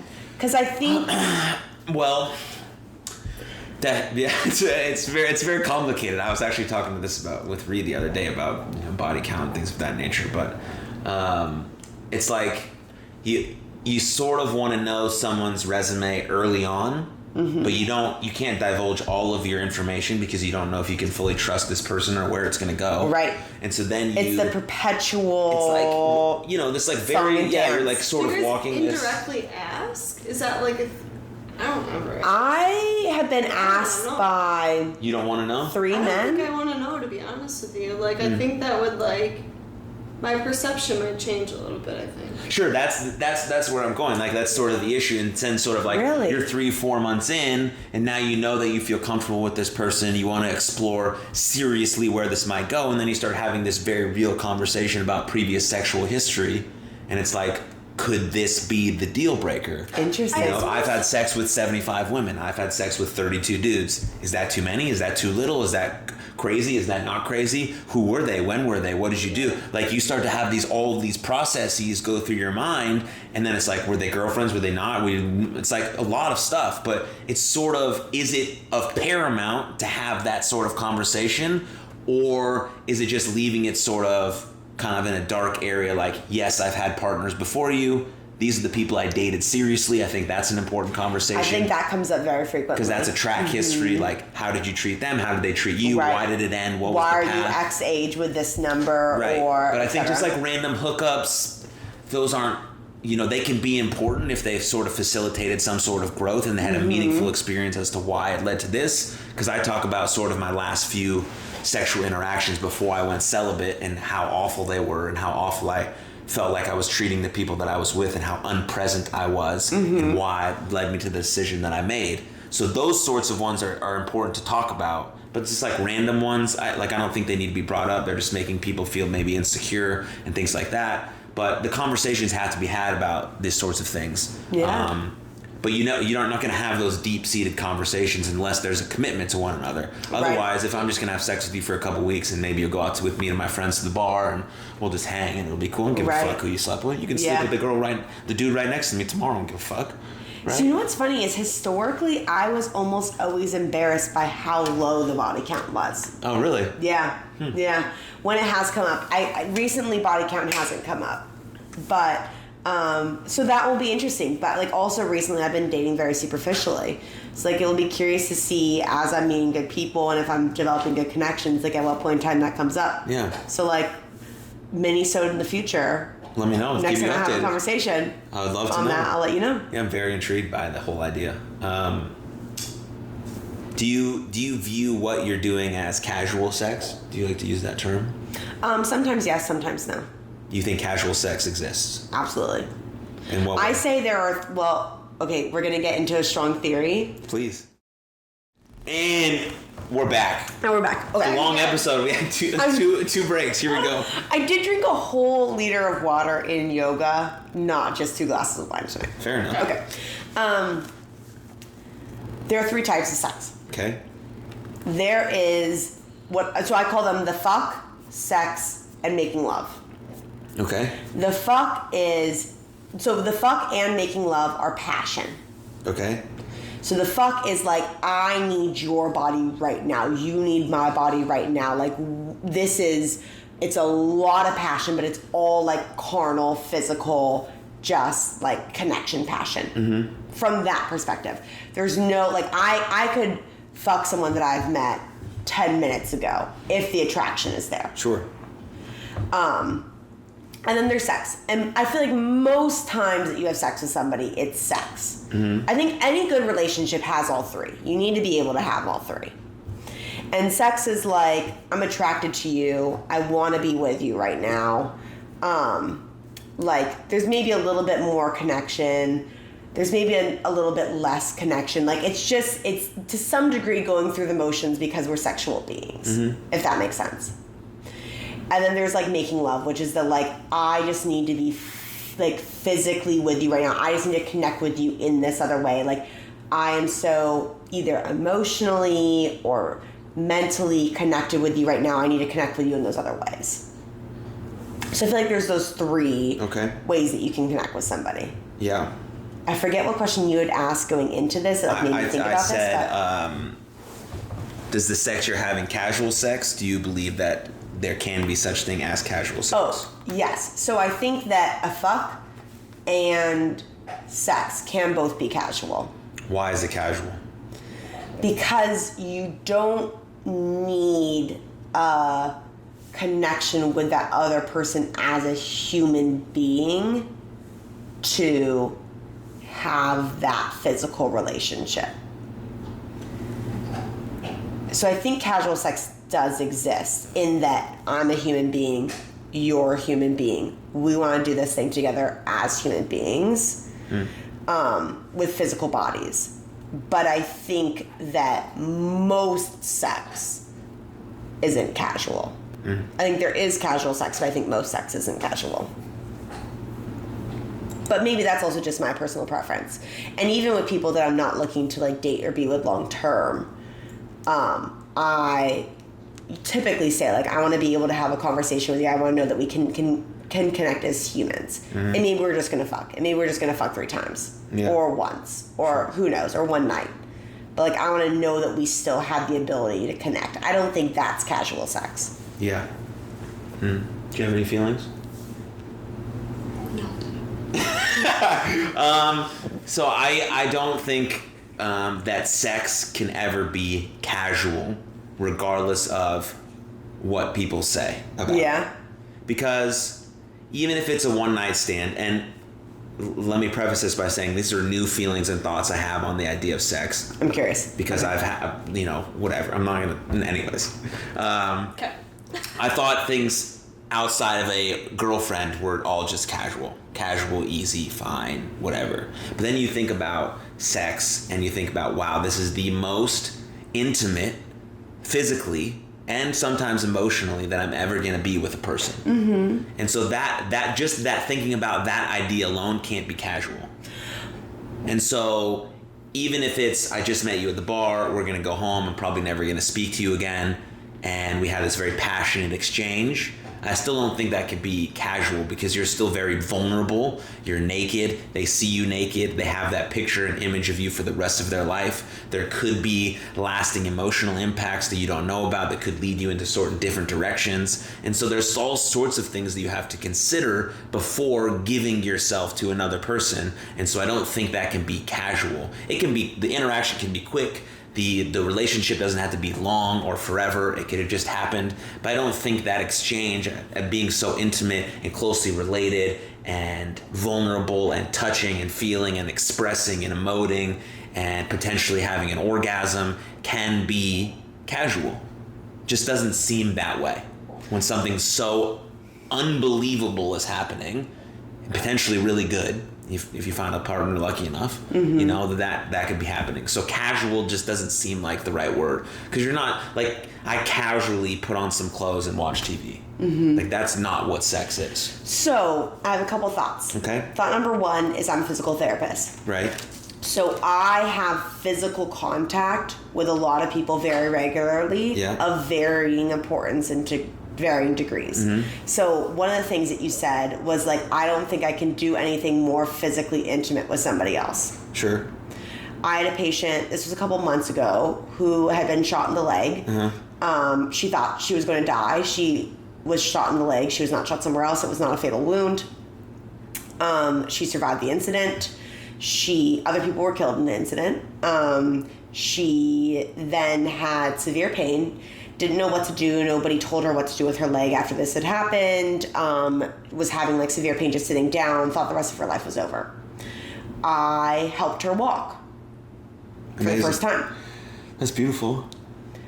I think I connected with her more in that moment. Yeah. My hands physically on her as she was taking steps for the first time in a life that was kind of to some degree on lease than I have with people I've slept with in the past. Amazing. I don't think a lot of people have a lot of physical connection with other humans. Definitely not. And so I think my position is kind of unique in that sense that I have a lot of like I physically connect with dozens of people every day. Right.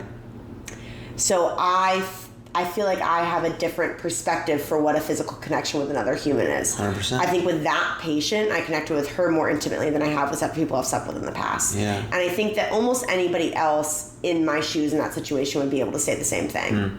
So I think that there can be physical connections, even non-romantic physical connections, that are more powerful than sexual physical connections. So that's thought number one. Thought number two is situations of like non-fully consensual sexual experiences or straight up non-consensual sexual experiences. Is part of the significance of it that this is not something that you do with most people, and so they are doing something that typically you reserve only for certain people? Yes. But I think also it can really illustrate for you how flippant it can be. That's just a part of my body that's being touched by a part of your body. You know, somebody in 7-Eleven can bump my arm and it can mean as much to me as you doing this thing to my body right now. Sure. You know? So I think that there is a broad range in which physical human connection can exist. And I would agree that the majority of the time that you have a sexual experience with somebody, it isn't just casual. Yeah. But I think non-sexual human physical connection can be extremely intimate. And I think that where my genitals and somebody else's genitals and my genitals or something else on a person can be in physical contact, and it can be casual also. That's just my experience. Sure. Valid points. Thanks for sharing. Yeah. Do you have any thoughts? You're good? I'm good over here. Okay. Thanks, dude. Yeah. Thanks for checking in on me. Absolutely. We will discuss OnlyFans and sex work on another episode. Okay. Because we have to wrap this one up. Yeah. It's been a while. This is really good, though. Thank you both for joining me. Hopefully, in some time, we can get you guys and the guys all in a room together, and we can just chop it up, and we can really have some good conversation, because the animosity between people, the adversarial ideas, only can be squashed through just proper dialogue, proper communication. That's where everything happens. We have to talk it out. And if we can all get in a room together, all of us are already friends, and we've already had a lot of these conversations outside of it, but then people can hear it, and then they can maybe go into their own lives and have these sorts of conversations with their brothers, their sisters, their friends, whoever they want to have these sorts of conversations with, to sort of, you know, transform these relationships. I think is quite cool. So thank you both for spending the last 2 hours with me. Thanks for having me in your apartment. I enjoyed eating the nachos here last week. Yeah. Nachos?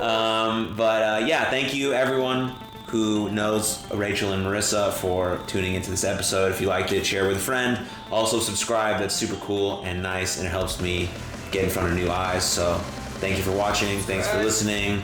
And most importantly, please take good care of yourselves and others. I'll see you next time. Cheers.